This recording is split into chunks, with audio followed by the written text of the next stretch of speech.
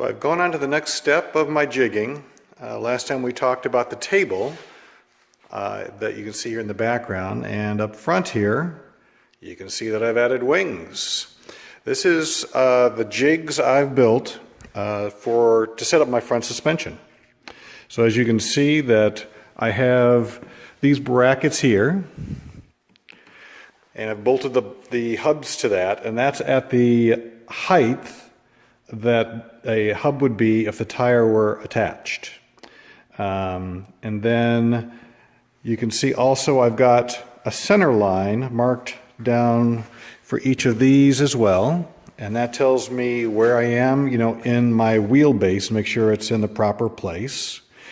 I'm going to have approximately a 90-inch wheelbase, 90 to 92, depending on how much room there is for me to fit in between here and the rear part of the car. Okay.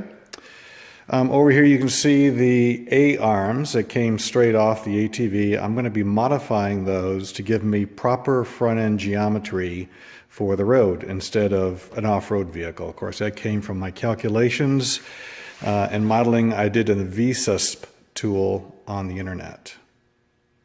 So one of the things also that I did here was I calculated my kingpin angle, which is basically the angle that flows from here down through the ball joint, down through the two ball joints, and then intersects the ground. And where it intersects the ground is right here where this bolt is. So what I've done is I put a swivel point on my jig to simulate where the tire is going to move on the ground. Then over here, I made it as a separate piece, so I can chain move this. I don't know if you can see this, but there's a line here that's at 30 degrees. And that is the typical turning angle that cars have.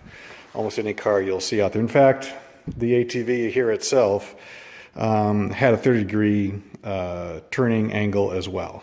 So that's more or less the angle you should calculate unless you're doing something like a drift car, which can be much more like 45 or even more degrees. All right. So those are my wings. The next step is to jig up the steering rack that'll be going in there, and I'll do that in the next video.